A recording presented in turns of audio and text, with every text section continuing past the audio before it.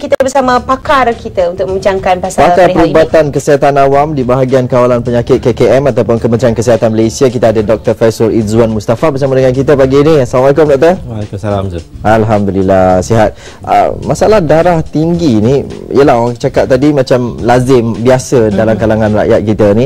Tapi apa sebenarnya punca dia menyebabkan kita darah tinggi? Okey, penyakit darah tinggi lah. Ataupun selepas ni saya guna term hipertensi. Hipertensi, Sebab itu satu terma yang kita nak cuba biasakan rakyat Malaysia gunakan.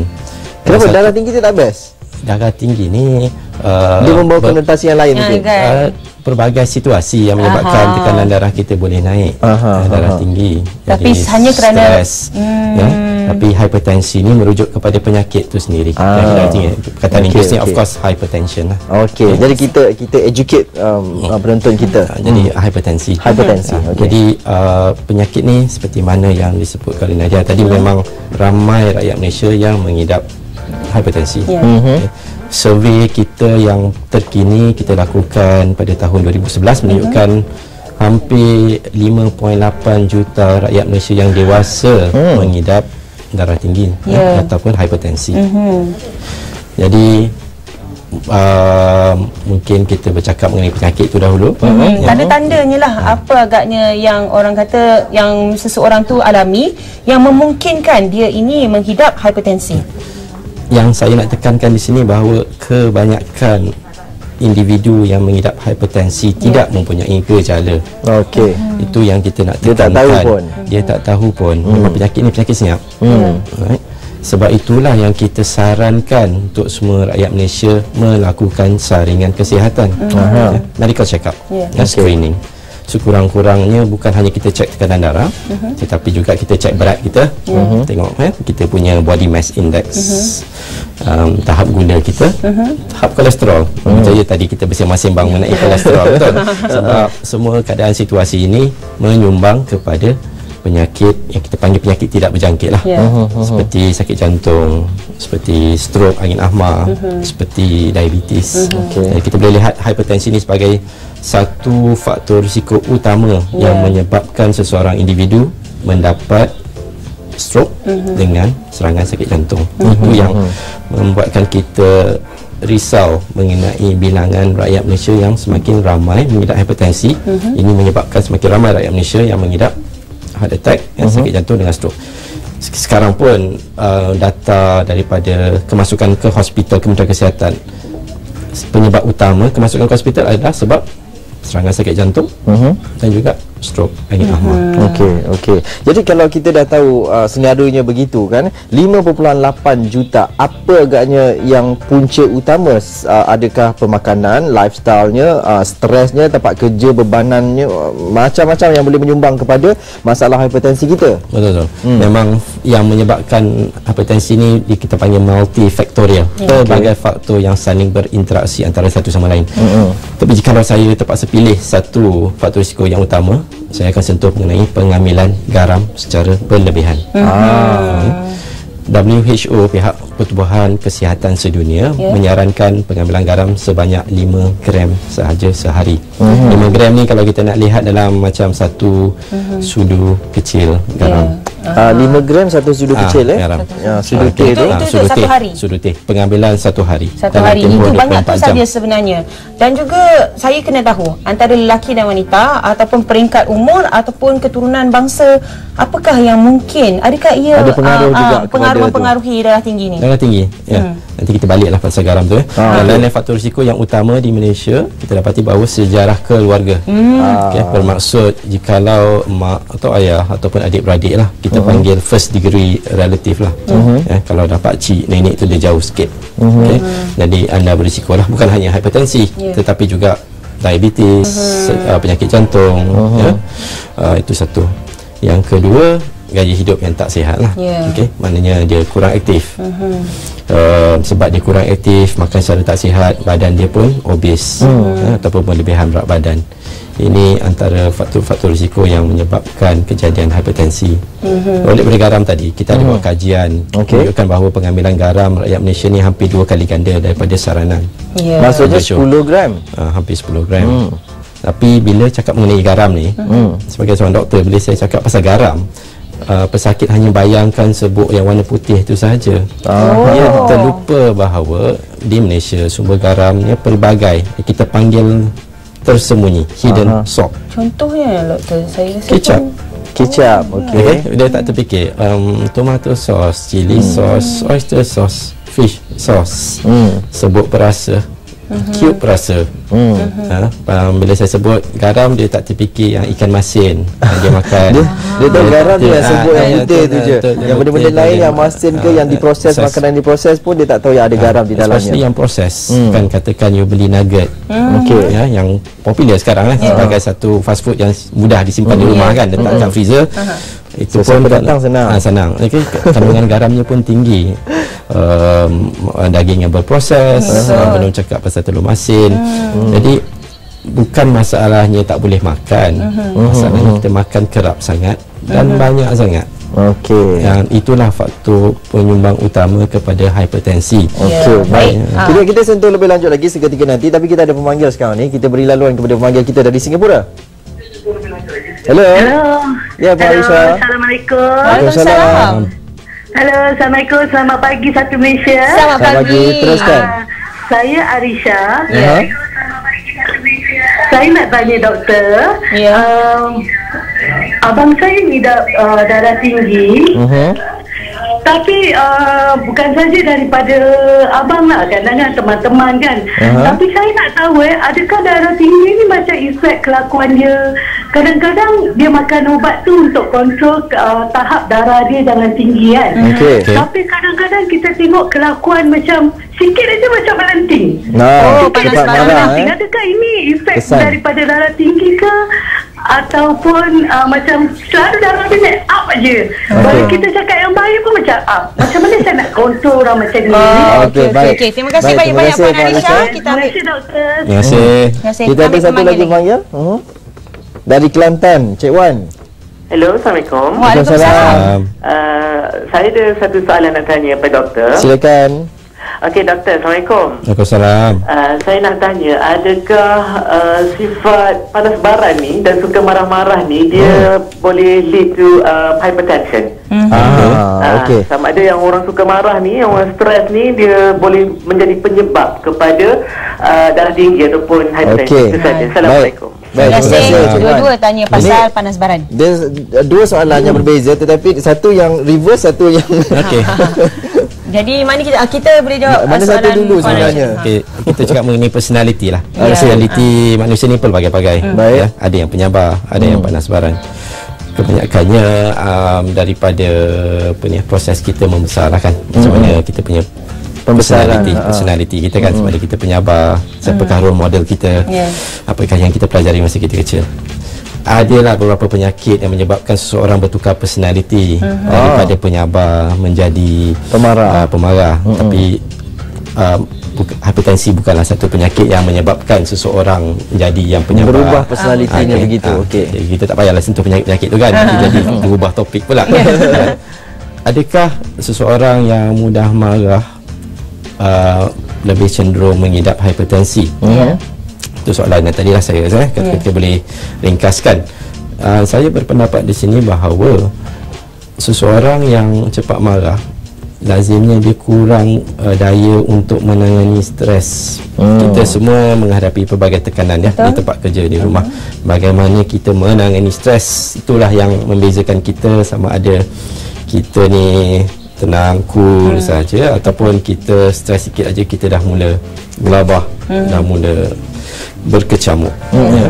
Dan memang ada kajian menunjukkan bahawa jikalau dalam keadaan tertekan, stres, tekanan darah kita tinggi. Tapi lazim keadaan ini kita panggil sementara, transient. Maknanya situasi di mana anda kembali tenang, kita take away ambil punca, elakkan daripada punca stres. Contohnya di tempat kerja lah kan, bos jenis yang kuat menekan, sentiasa dalam keadaan tertekan, mungkin dipindahkan ke tempat kerja yang lain yang lebih tenang, jadi kemungkinan besar tekanan darah tersebut akan kembali ke arah normal. Berbeza daripada keadaan yang lain lah yang kita sebutkan tadi. juga berkaitan dengan tingkah laku juga, ya, mengenai stres dan darah tinggi. Itu memang satu topik pada saya yang menarik jugalah kalau nak bincangkan mengenai cara-cara menangani stres. Itu satu situasi yang kerap juga dihadapi, tapi saya rasa kita tak bincang untuk kali ini lah, ya. Baik, kita bincang pada hari yang kemudian, hari lain. Taufik ada soalan dari rakan-rakan kita. Silakan Taufik. Sebenarnya saya tengah berkongsikan dengan kawan-kawan kita di Facebook. Sebenarnya ada banyak soalan yang ingin ditanyakan kepada doktor. Antaranya, doktor, betul ke kalau makan kambing boleh kena penyakit darah tinggi? Dan dia ada dua soalan. Betul ke kalau dah dapat darah tinggi ni tak boleh sembuh? Okey, kita tanya doktor. Alright, saya jawab yang soalan yang kedua dulu, ya. Okey. Penyakit darah tinggi ni biasanya nak kata tak sembuh, bukan nak kata sembuh, tapi kita boleh kawal dengan baik. Ya, jikalau kita dapat mengawal faktor-faktor risikonya. Contohnya, ubat memang akan dimulakan oleh doktor, tetapi kalau makanannya masih tinggi kandungan garam, agak sukarlah untuk mengawal tekanan darah. Kalau badannya masih obes, dia tak berusaha untuk mengurangkan berat badannya, agak sukarlah untuk mengawal tekanan darah. Jadi ubat tu hanya boleh membantu sahaja mengurangkan. Ubat tu saya anggap sebagai perkara yang untuk membantu, sedangkan perubahan gaya hidup ini bukan untuk hipertensi sajalah, untuk diabetes, untuk penyakit-penyakit yang kronik yang lain.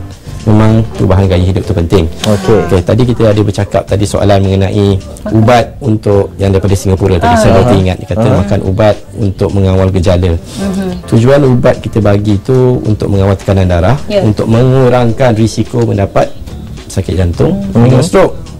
Bukan untuk separuh pesakit merasakan bahawa saya tengah sakit kepala sekarang, tekanan darah saya mungkin tinggi, jadi saya makan ubat. Jadi bila saya dah tak rasa sakit kepala, saya rasa sihat, saya berhenti makan ubat. Itu satu kepercayaan yang salah kurang betul lah. Saya kata kurang betul lah. Itu agak kerap kita temu. Itu cerita pasal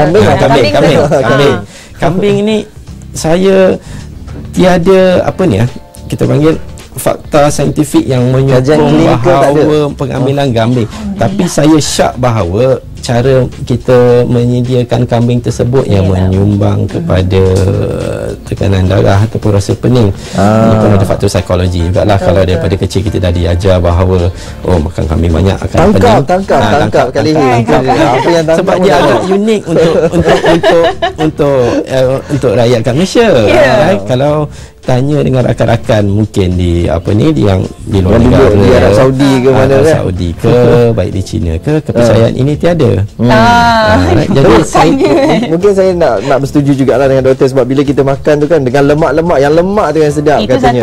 Itu tak nak kira lagi kentang putar lah, kuahnya lagi dan hasilnya kandungan garam dia mungkin perasan sebab mungkin yang akan katakan yang makan kambing bakar pun biasanya ada dia punya sos dia. Agak tinggi garam. Okey, baik, kita ada lagi pemanggil bersama dengan kita. Siapa di talian tu? Halo, selamat pagi. Assalamualaikum. Waalaikumsalam. Siapa di talian? Saya nak tanya berkenaan darah tinggi ni.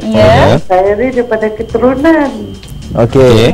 Mak saya ada darah tinggi, bapak saya ada. Lepas tu dulu saya memang darah saya tinggi sampai 200 sampai 80. Tapi setelah saya amalkan ubat Fadilat, ubat tu memang pahit, air sejenis air. Tapi darah saya sekarang memang stabil, dah beberapa tahun ni memang stabil. Biasa saja. Tapi adakah saya akan terus makan ubat darah tinggi tu? Okey, baik. Terima kasih. Terima kasih banyak-banyak. Ada satu lagi pemanggil. Assalamualaikum. Waalaikumsalam. Abdullah daripada Seremban. Abdullah, silakan. Ini dua perkara. Kadang-kadang bacaan sihat tak ada darah tinggi dan sebagainya. Boleh meninggal di tempat duduk lah, dalam tidur lah. Jadi macam mana? Adakah ada kaitannya? Darah tinggi macam mana? Dia naik mendadak ke atau macam mana? Dan lagi satu, ada setengah bila kita pergi rawatan tradisional, dia kata tak payah lagi makan ubat darah tinggi ni. Adakah ia membahayakan? Okey, baik. Terima kasih. Terima kasih. Doktor, saya rasa soalan pertama tu tadi sama dengan soalan yang Taufik beritahu. Kalau sekali makan ubat, adakah kita akan terus bergantung kepada ubat tu dan tidak mungkin boleh sihatlah dan tidak boleh keluar daripada darah tinggi ni macam tu. Sebenarnya soalan dua-dua tu berkait juga. Berbalik pada apa yang kita cakap pada awal tadi. Hipertensi penyakit yang senyap. Kebanyakan orang tiada gejala dan kita tahu masih ramai rakyat Malaysia yang tak pernah menjalani saringan kesihatan. Dan kita tahu juga ramai pesakit apabila mereka dikena serangan sakit jantung ataupun stroke, pada ketika itulah kita mendiagnosa mereka mengidap hipertensi. Sebab dia tak pernah cek, sebab dia rasa sihat, tapi sedangkan mungkin dah lama 5 tahun, 10 tahun tekanan darah mereka tinggi, dapat komplikasi, baru ke hospital, baru tahu. Itu yang sebenarnya dikatakan mati mengejut. Okey. Jadi dia bukan macam naik tiba-tiba mendadak, hari ni naik besok turun macam biasa, tak ada. Bolehlah berlaku dalam beberapa individu, tapi kelazimannya benda ni berlaku secara perlahan-lahan selepas beberapa tahun. Dia bukan sesuatu yang tiba-tiba. Betul, orang yang tekanan darah tinggi, tekanan darah normal pun boleh juga kena serangan sakit jantung, boleh juga kena stroke. Itu saya tak kata tidak. Betul. Tapi kita bercakap mengenai risiko. Seorang yang mempunyai faktor risiko banyak, sejarah keluarga tadi disebutkan tadi, badan obes, ada diabetes, kolesterolnya tinggi, lagilah tinggi risikonya mendapat serangan sakit jantung dan stroke. Baik. Orang sihat pun boleh kena kan. Jadi dalam tempoh kita yang terkena tekanan darah tinggi ni ataupun hipertensi ni, berapa lama agaknya tempoh itu menyebabkan kita didiagnosa ataupun orang kata tu ada membabitkan penyakit yang lain ataupun membabitkan orang kata tu berlaku seterusnya lah. Okey. Kalau penyakit, katakan hari ni lah saya periksa tekanan darah saya mungkin borderline. Dia akan mula daripada normal pada naik sedikit hipertensi. Katakan peringkat borderline tersebut, berat badan kadar saya itu sikit berlebihan, makan saya pun tak berapa bagus sangat, garam tinggi, kolesterol tinggi. Kalau saya mengubah gaya hidup saya, kurangkan berat badan saya, makan saya jaga, insya-Allah tekanan darah saya boleh kembali ke arah normal. Sebab saya rajinlah periksa tekanan darah kan, setiap tahun periksa, jadi saya boleh pick up apabila dia naik sedikit pada pra-hipertensi kita panggil. Adalah bacaannya. Bila dah meningkat hypertension, kalau peringkat awal masih boleh kawal lagi. Tapi berbayangkan apabila dah tinggi sangat, macam bacaannya 200 macam disebutkan tadi, bawah 100, sukarlah tanpa bantuan ubat untuk mengawal tekanan darah. Dan ada yang perlu makan sampai 2-3 jenis ubat untuk mengawal tekanan darah tersebut. Dan tekanan ubat yang dia ambil itulah selain daripada gaya hidup yang diubah tadi, makan secara sihat, yang boleh mampu mengawal tekanan darahnya. Jadi ubatnya memang selalunya lazimnya sepanjang hayat. Tak ada bukti saintifik bahawa perubatan tradisional buat masa kini mampu mengawal tekanan darah. Okey.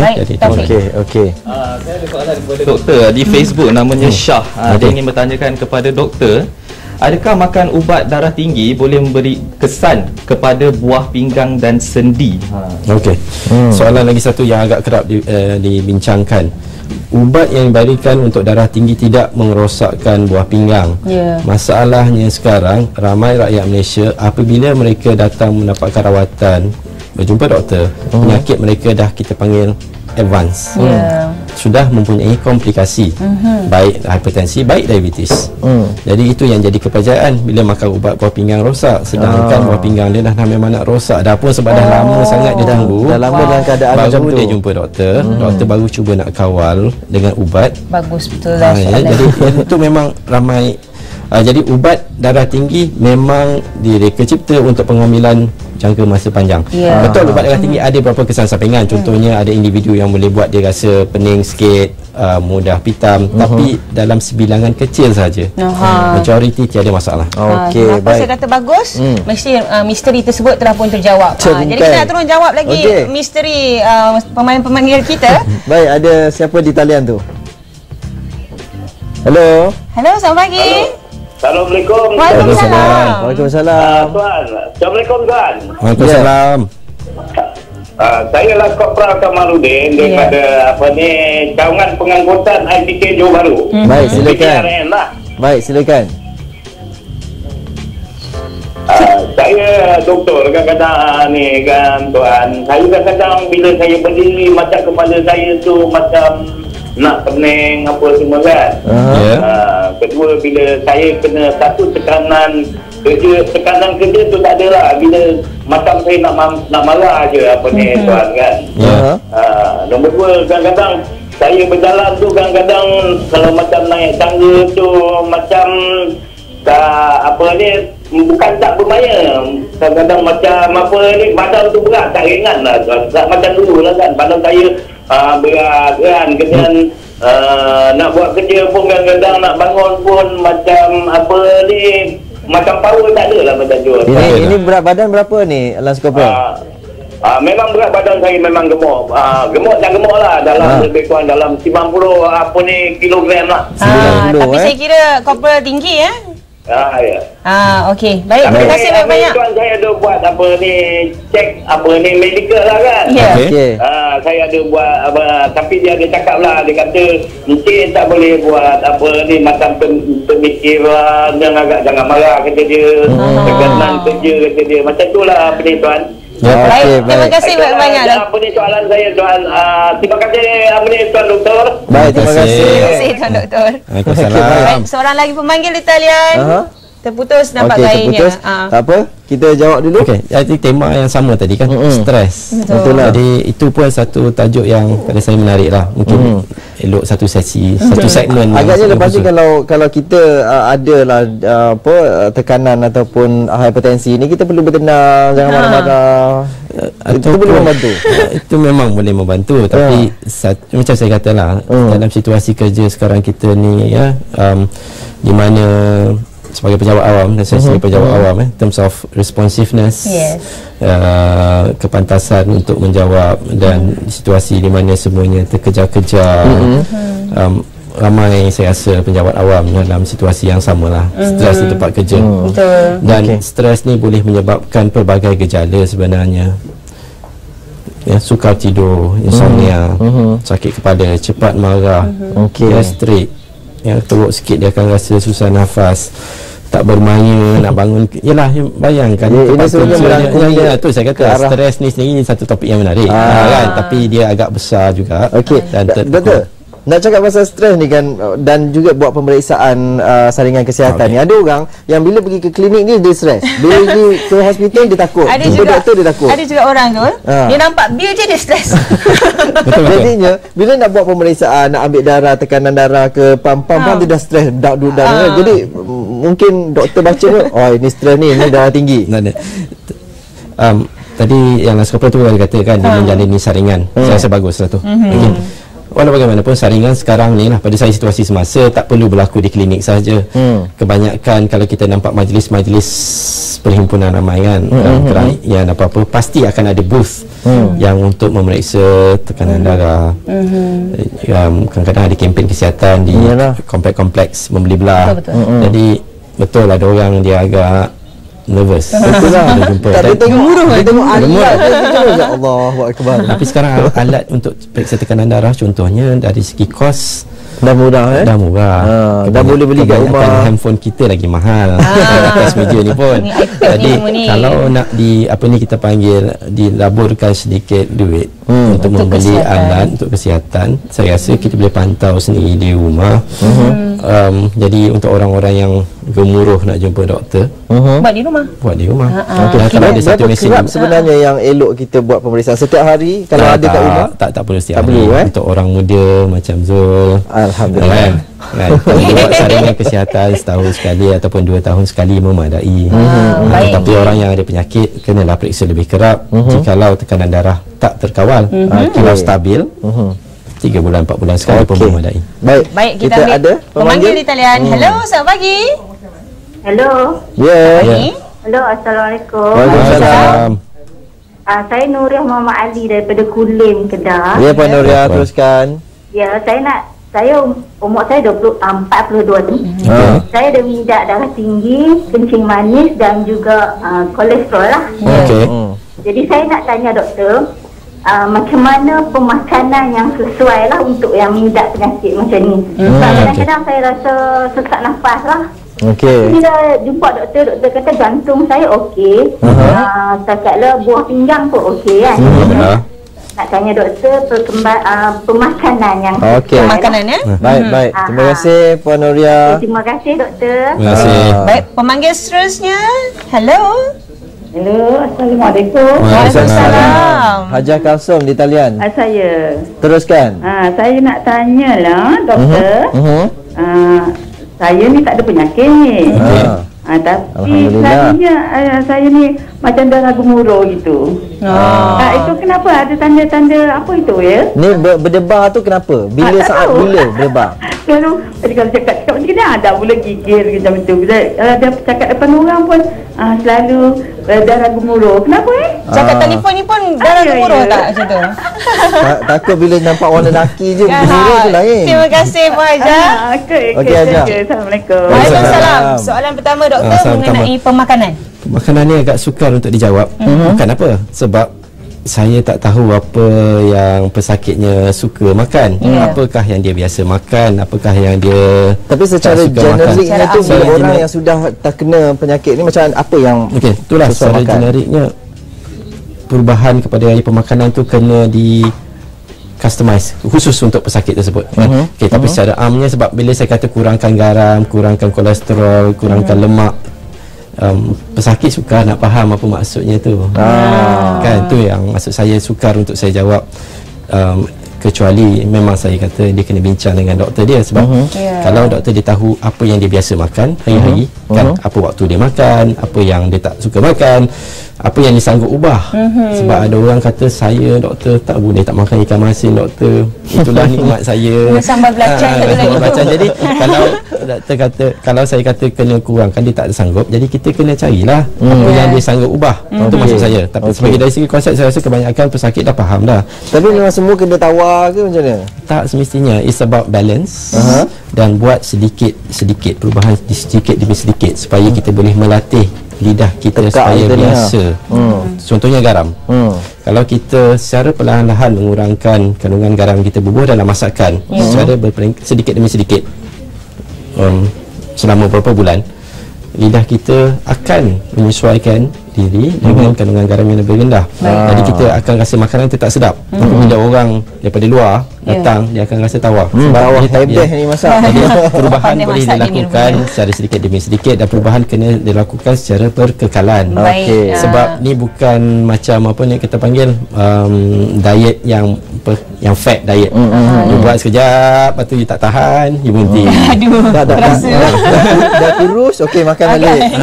Tak kurus pun. Tapi dia dah penat kan, asyik minum shake je kan, asyik kenduri tengok je, tak tahan kan. Jadi baik, kita ambil seorang lagi pemanggil sebelum kita jawab mengenai soalan gemuruh tersebut. Hello, siapa di talian? Assalamualaikum. Waalaikumsalam. Saya Muhammad Mahathir. Muhammad. Muhammad Mahathir daripada Seri Kedah. Teruskan. Masalah saya ni, saya pernah pergi berjumpa doktor. Halo. Silakan. Kalau itu ada dua suara tu, dua suara tu macam mana tu? Lain dua masuk tu macam mana tu? Macam mana? Jadi masalahnya begini. Saya jumpa doktor. Yang pertama, bila tekanan saya tu normal. Selepas tu dia suruh rehat sekejap. Masuk kali yang kedua naik. Lepas tu pula dia naik, dia suruh rehat lagi. Rehat kali yang tiga lagi naik. Apa masalah penyakit saya, tuan doktor? Baik, terima kasih banyak-banyak Encik Muhammad. Ya, sama-sama. Apa masalah saya berbalik kepada yang macam disebutkan Rizul tadi. Kemungkinan besar dia gemuruh lah. Semakin lama dia tunggu, semakin dia rasa apa ni, nervous, tekan, kemungkinan besar makin naik lah. Walau bagaimanapun tekanan darah kita ni bukan bacaan ni sama je sepanjang hari. Akan naik, akan turun. Lazimnya paling rendah di awal waktu pagi. Waktu baru bangun tidur lah. Jadi itu waktu yang paling bagus sekali untuk buat pemeriksaan. Tak juga. Yang elok kita buat di waktu-waktu berbeza. Pagi, jadi gemuruh ini memang merupakan salah satu tanda darah tinggi ataupun dia boleh menyebabkan di mana kita panggil white coat hypertension. Bermaksud dia jumpa doktor ataupun penjawat apa ni, healthcare staff doktor kesihatan, bila nak check je naik sikit. Dengar nama hospital tu pun balik pada personality tadi saya dah sebutkan tadi. Ada orang memang cepat nervous. Itu personality kan. Baik, terima kasih banyak-banyak doktor kerana berkongsi maklumat bersama kami. Dan diharapkan soalan Cik Muhammad dan juga Puan Hajah tadi terjawab. Dia gemuruh boleh menyebabkan dan juga sedikitlah menyumbangkanlah kepada hipertensi. Terima kasih banyak-banyak doktor. Tapi yang lebih